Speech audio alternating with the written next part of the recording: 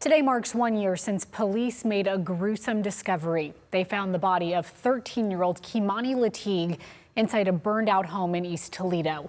Her father is charged with killing her just days before her 14th birthday.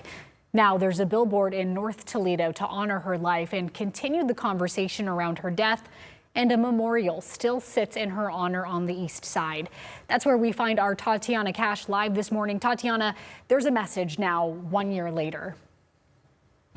Yeah, Sophia, 365 days later, it is clear the message is we don't want to forget. Take a look here behind me. You can see still a memorial going on. They also want to continue this conversation around the importance of child safety.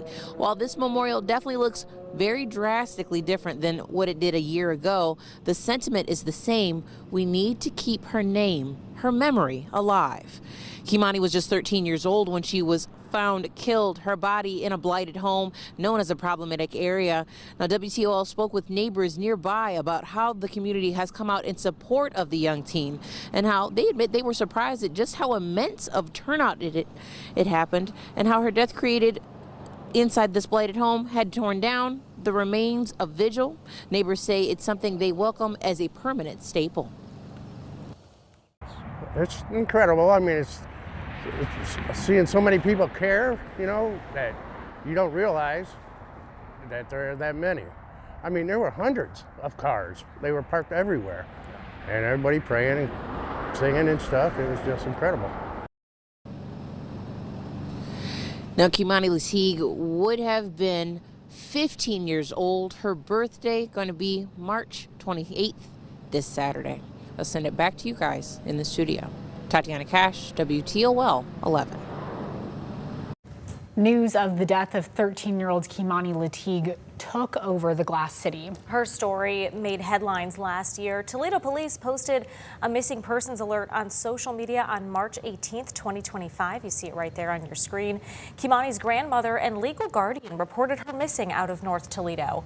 The community and Kimani's loved ones then spent the weekend searching for the teen, but found nothing. Police then issued an arrest warrant for her father, Darnell Jones Ogletree, on March 23rd for abduction. They believe he took Keimani from her home without her grandmother's consent.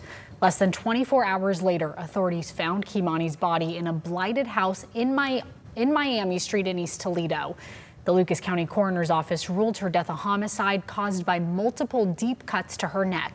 The following day, Columbus police officers spotted Jones in the area. Body cam footage shows those officers then shooting Jones after he appeared to be reaching for something in his pocket. Jones was hospitalized until April 9th before eventually being extradited to Toledo on April 17th.